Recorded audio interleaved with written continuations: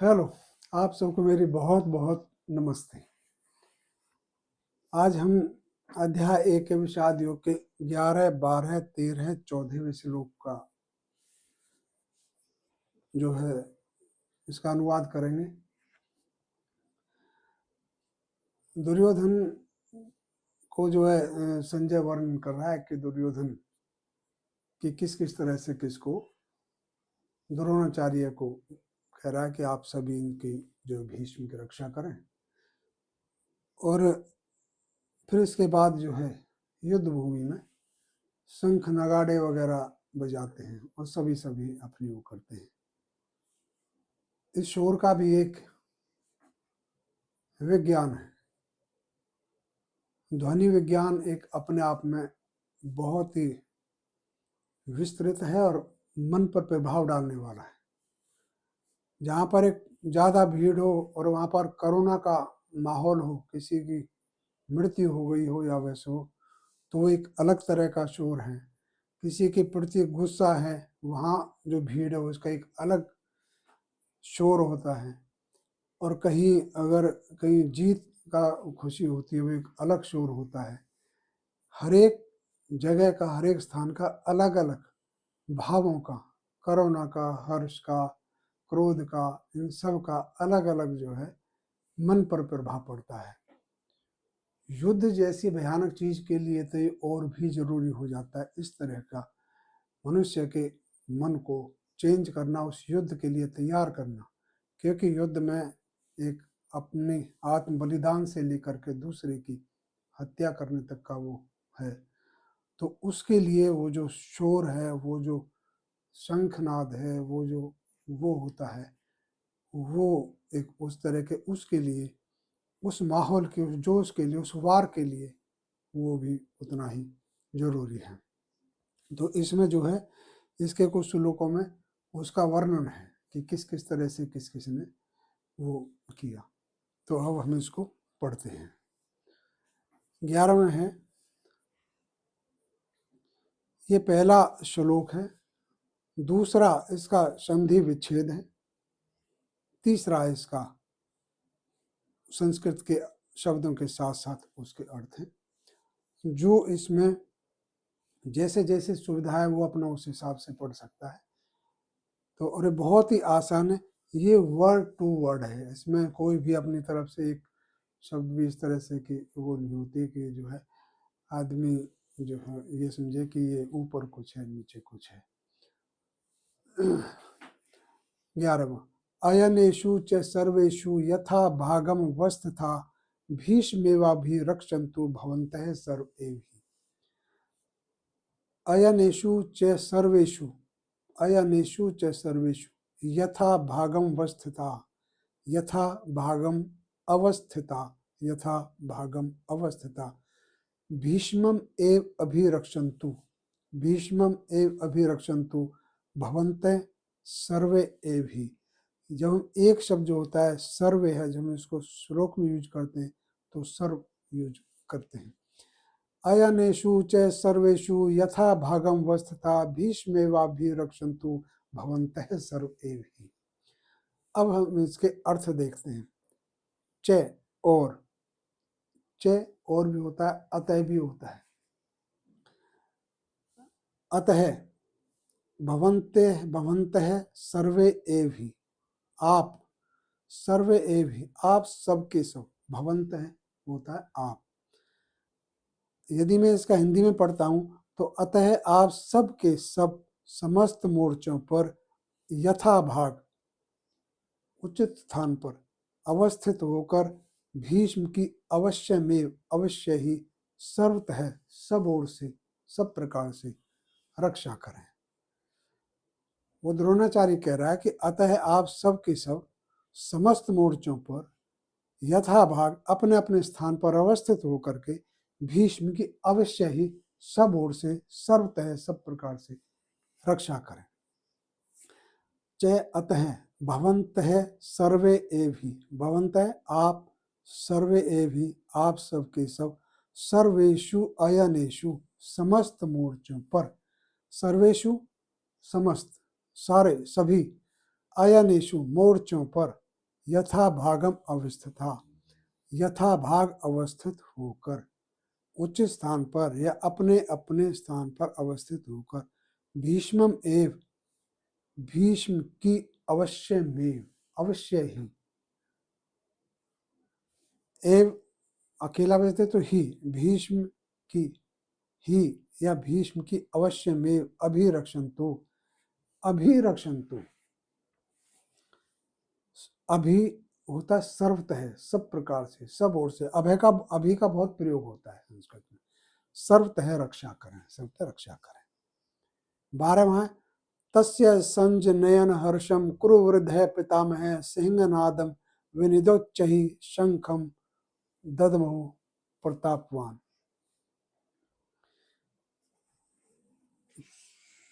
Sorry, इसमें एक वो रहेगा,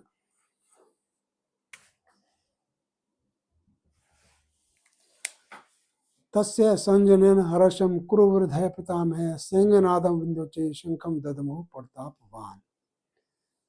तस्य संजनयन उत्पन्न करते हुए, हर्षम हर्ष, खुशी, हर्षम, क्रुवृद्ध है, क्रुवृद्ध, पितामह, पितामह, सिंहनादम, विनद्योच्चहि, विनद उच्चहि, शंखम ददमहु प्रतापवान।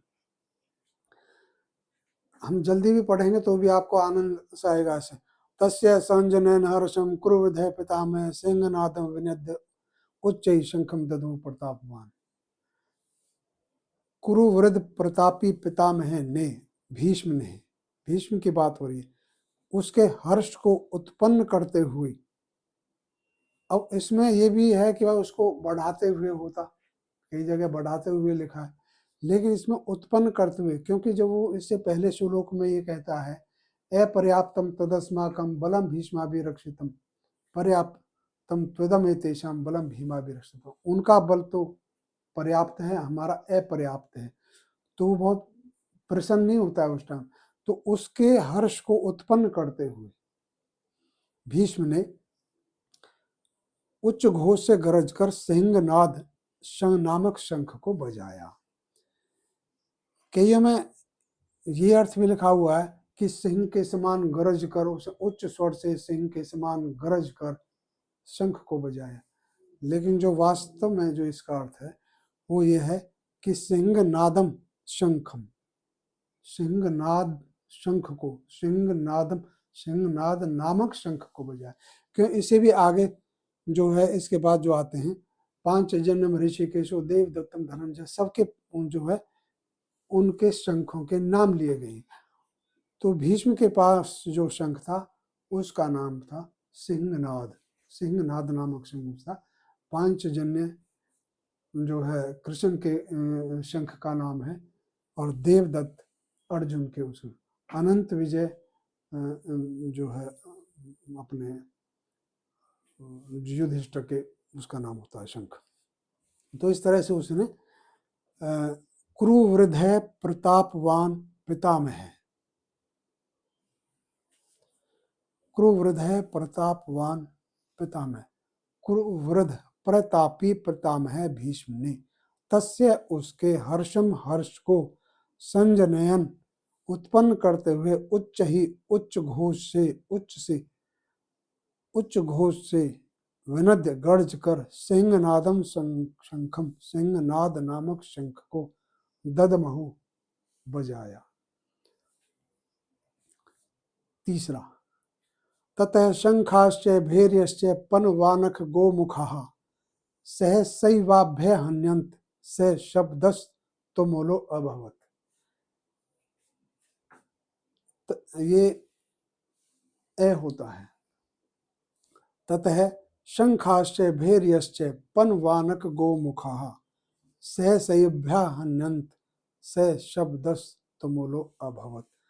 ततः शंखाच भैर्यः च पनव आनक गोमुखाः सहसा एव, सहसैवा, सहसा एव, सहसा एव अभि अहन्यंत, अभ्यहनंत, ये जो अभ्यहनंत है वो अभि अहन्यंत हो जाता है। से शब्द है, शब्द है, तुमुल है, अभवत्। ततः शंखा च भैर्य च पनवान गोमुखा सहसा एव अभि अहन्यंत सह शब्द तुमुल अभवत्।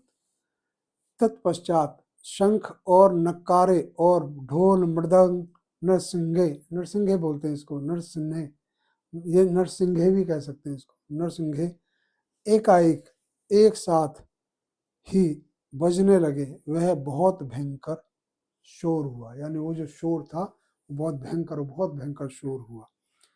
ततः तत्पश्चात शंखा शंख च और भैर्य नक्कारे च और पनव आनक गोमुखा, पनव ढोल मृदंग नरसिंघे सहसा एकाएक या एक साथ एव ही अभी अहन्यंत बजने लगे।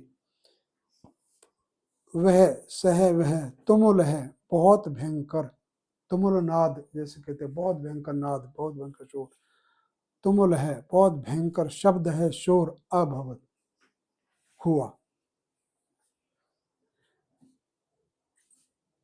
अब जैसे इसमें अभी, यहाँ पे मैंने कहा था अभी का जैसे सर्वतः सभी उसके लिए अभय अनंत है, तो ऐसे ही जैसे अभी सर्वंतु सर्वतः रक्षा करें, ऐसे यहाँ पे अभी हम ये कह सकते हैं चारों ओर से सब प्रकार से सारे बजने लगे, अभी अनंत। 14 ततः श्वेतैर, श्वेतैर ऊपर रे की मात्रा, श्वेतैर हैर, यहाँ पे फिर रे की मात्रा, ततः श्वेतैर हैर युक्ते महति शांदने स्थितौ माधव पांडवश्चैव दिव्यौ शंखौ प्रददन्तु। इसको थोड़ा जल्दी पढ़ते हैं तो, ततः श्वेतैर हैर युक्ते महति शांदने स्थितौ माधव पांडवश्चैव दिव्यौ शंखौ प्रददन्तु। ततः श्वेत ही है युक्ते, इसका संधि विच्छेद, ये रे हट गया है, श्वेत ही है युक्ते, श्वेतैर हैर युक्ते महति शांदने स्थितौ माधव पांडव च एव पांडवश्चैव, ये इस तरह की संधि बहुत आएगी सारे गीता में बहुत। पांडवश्चैव पांडव च एव दिव्यौ शंखौ प्रददन्तु बजाए। तदंतर, मैं इसका अगर हिंदी पढ़ूं, तदंतर श्वेत अश्वों से युक्त विशाल रथ में स्थित कृष्ण और अर्जुन ने भी दिव्य शंख बजाए या अलौकिक शंख बजाए। तदंतर श्वेत अश्वों से युक्त विशाल रथ में स्थित अर्जुन और कृष्ण अर्जुन ने भी दिव्य शंख बजाए।